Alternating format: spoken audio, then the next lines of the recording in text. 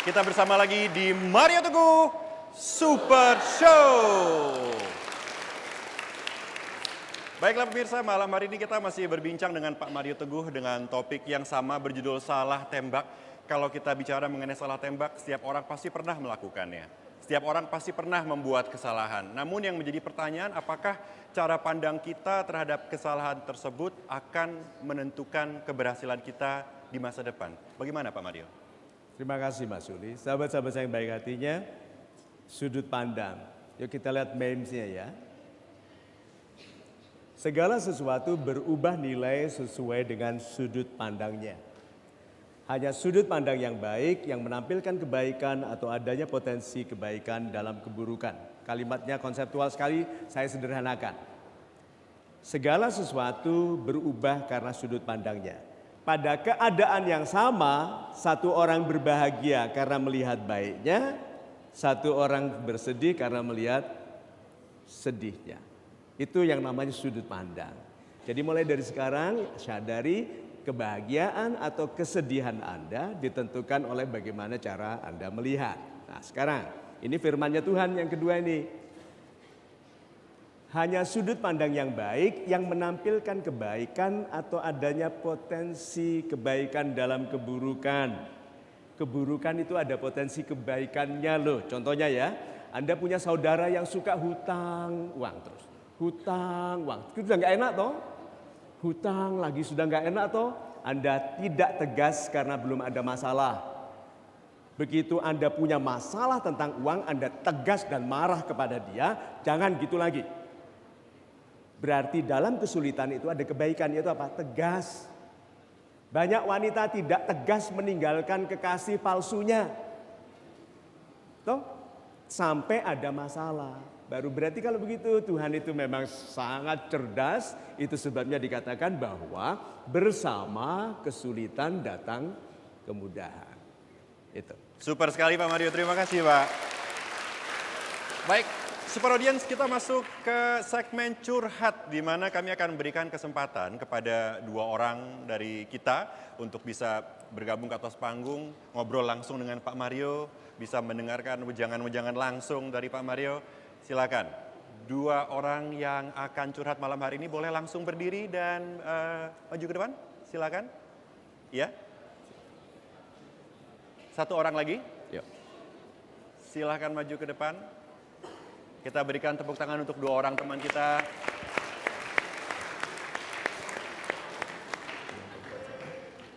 So Mbak Dini, Mas Alf, terima kasih bisa hadir di sini. Ada yang ingin Anda ceritakan? Silakan. Untuk masalah saya sendiri sebenarnya saya benar-benar merasa saya pernah ngambil keputusan yang sangat fatal. Sangat fatal. Menurut saya sangat fatal. Dalam bahasa Indonesia dan aslinya dari bahasa Inggris fatal itu artinya meninggal. Jadi orang membuat kesalahan fatal itu nggak bisa hadir di sini. Berarti tidak fatal. Berarti pendapat Anda tentang masalah ini terlalu besar. So masalahnya apa? Saya apa ya? Betul. Terima kasih Pak Alf. Kursinya dipegang. Karena kalau di kampung saya ini wanita yang nanti tidak akan pernah menikah kalau duduknya begini. Di kampung saya. Nah jadi harus lebih anggun. Wanita yang makannya kalau mengunyah itu tidak ditutup bibirnya itu sulit menikah. Gitu. Tidak anggun. Ya, oke, yuk silakan. Saya pernah ngambil keputusan untuk mencoba berhubungan dengan pria yang berbeda agama dengan saya. Oh itu dicoba ya? Iya. Jadi gini, pertama kali sebelum Anda mencoba jatuh cinta dengan pria yang beda agama, Anda pernah mencintai laki-laki dengan agama yang sama? Iya. Pernah? Pernah. Apa yang menyebabkan Anda ingin mencoba yang beda? Mungkin karena nyamannya itu. Oh karena nyaman. Iya. Apakah Anda tidak nyaman mencintai orang yang agamanya sama? Nyaman tapi karena ada yang lebih nyaman kenapa tidak kita berpaling. Oh betul. Dan karena nyaman itu sampai curhat sekarang. Iya. Berarti Ya makanya saya menyesal sekali untuk ngambil keputusan. Oh, menyesal. Iya. Oke, beritahu saya mengapa menyesal? Jadi hubungan saya ini yang selama saya jalani dengan yang berbeda agama itu sebenarnya hanya buang-buang waktu. Hanya buang-buang waktu. Iya, Sudah berapa lama? 2 tahun. Oh my God. Sekarang 2 tahun itu sudah putus sekarang ini atau masih sambung? Sebenarnya udah selesai, cuman kita masih Dulu. menjalin. Kalau pisah itu tidak ada yang baik-baik. Karena kalau baik-baik tidak pisah. Terus kenapa putus? Ketahuan orang tua. Ketahuan orang tua. Apalagi sekarang orang tua nonton. Ini lebih parah lagi. Tidak ada jalur kembali lagi. Ayo. Ya memang maunya sih gitu, nggak usah kembali lagi, nggak usah ada sayang lagi, nggak usah ada macam-macam lagi, udah cukup. Sudah. Udah. Selama 2 tahun itu, sadarkah Anda bahwa laki-laki yang lebih baik tidak mendekati Anda?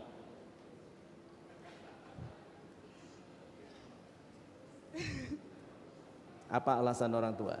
Beda agama. Beda agama. Anda sendiri? Saya awalnya berpikir karena masih jauh untuk ke jenjang yang lebih lanjut. Saya pikir ini selama masih kuliah, terus bisa memotivasi saya untuk belajar. Karena selama saya menjalin 2 tahun itu, kita berhubungan dengan sangat baik, saling mensupport untuk belajar, satu organisasi. Jadi nggak ada hal negatif yang kita lakukan. Anda Saya umur berapa sekarang? 19 tahun. Oh my God, 19 tahun, sudah 2 tahun berarti mulai dari umur 17 loh. Dan karena tidak ada rencana yang serius ke jenjang yang lebih resmi, dia coba saja sekarang. Ya toh, selama 2 tahun Anda sudah diperhatikan, sudah dikenal, jalan sama dia. Sekarang putus. Good. Sudah ikhlas putus? Belum. Susah. Kenapa susah? Soalnya nggak ada satu hal pun yang buat kita putus selain agama itu. Di dalam perbedaan itu nggak ada masalah. Hanya perbedaan saja. Hanya perbedaan saja. Di dalam perbedaan itu nggak ada masalah. Ada orang tua. Ada? Orang tua. Orang tua. Di dalam perbedaan iman antara Anda berdua tidak ada masalah. Jelas ada. Jelas ada. Anda itu maunya apa? Maunya satu iman. Tadi nggak ada, terus ada. Sekarang maunya satu iman. Minta dia pindah agama. Gak bisa. Nah, itu dia, kan berarti ada masalah. Ingat ya, untuk adik-adik yang bertanya kepada saya, "Oh Mario, bagaimana dengan cinta beda agama?" Jawabannya sederhana, yang sama agamanya saja banyak bedanya, apalagi yang beda. Yang sama saja banyak bedanya, apalagi yang beda. Kalau tadi saya tanya beberapa kali mengatakan tidak ada masalah karena beda iman, tapi Anda akhirnya ingin membuat dia beda agama, ada beda. Idealnya dia yang pindah agama atau Anda yang pindah agama? Jangan ada sih sebenarnya. Jangan ada yang pindah agama. Iya. Tapi Anda tidak berbahagia dengan perbedaan ini toh? Ya. Iya. Karena begini ya. Nanti kalau Anda menikah beda agama. Waktu punya anak 2 sudah mulai loh. Nanti ayahnya bilang gini, "Jangan ikut papa aja, ikut mama juga. Kasihan masa mamamu sendirian agamanya." Saya sudah melihat itu di banyak pernikahan beda agama. Anaknya imannya dibagi-bagi. Anaknya setuju atau enggak, "Kamu jangan ikut papa, kamu ikut mama. Tapi boleh enggak aku sendirian kalau malam aku sembahyang kayak papa?" Mau begitu? Tidak. Jadi kalau gitu kesimpulannya? Harus pisah. Harus? Pisah. Bukannya sudah pisah? Ya harus lupa, harus ikhlas. Betul, saya tahu Anda menahan air mata, Anda ingin menangis, berarti Anda sebetulnya belum move on ya. Belum move on. Dikit. Sedikit move on. Kenapa sulit move on? Gak tahu. Dia mungkin baik. Dia mungkin baik. Apakah ada laki-laki lain yang lebih baik dari dia? Ada. Ada. Anda berharapan untuk bertemu dengan laki-laki yang lebih baik atau mempertahankan yang lama? Sebenarnya masih sebelum saya sama yang beda agama ini, saya pernah menjalin hubungan dengan orang yang satu agama. Dia sangat baik dan sampai sekarang dia masih nunggu saya. Apakah Anda memikirkan untuk menerima cintanya kembali? Tidak. Tidak. Anda menangis sekarang karena apa?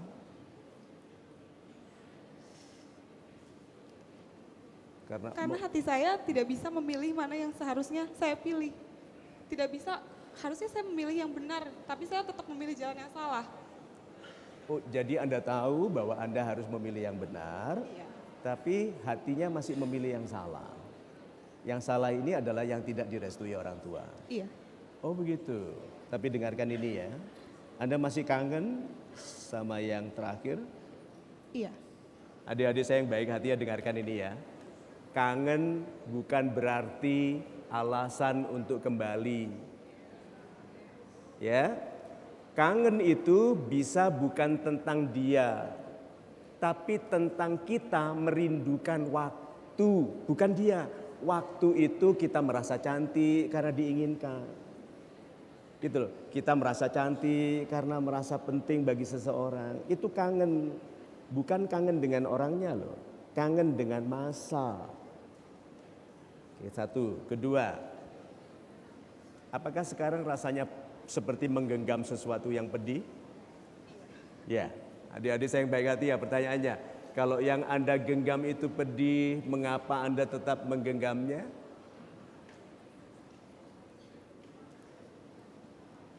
Oh, itu sakit hatinya anak manusia. Anak manusia itu begitu, hatinya sakit karena menggenggam sesuatu yang melukainya. Berarti harus dilepas.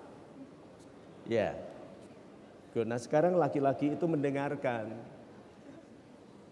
Mungkin saja dia juga menangis sekarang karena dia betul-betul mencintai Anda. Tetapi ini sebuah cinta yang tidak direstui dan Anda sudah lihat perbedaan-perbedaan yang berpotensi tidak membahagiakan. Ya. Jadi kesimpulannya apa? Ikhlas. Ikhlas. Apakah ikhlas itu mudah? Susah. Tidak. Tetapi hadiah dari keikhlasan itu indah sekali. Ya toh? Sekarang Anda masih 19 anyway. Ya. Umur berapa nanti Anda menjadi wanita muda yang anggun, begitu, yang pantas bagi laki-laki yang keren, begitu. Kira-kira umur berapa? 24. Good. Sudah mulai kerasa ada perbedaan? Anda mulai meninggalkan perasaan sebagai anak 19 tahun yang menderita lalu naik ke 24 tahun yang anggun? Sudah? Itu caranya. Bayangkan masa depan yang lebih dewasa, yang lebih anggun, yang lebih berkelas. Nanti Anda tidak terlalu luka dengan yang sekarang. Itu ya. Kita berikan tepuk tangan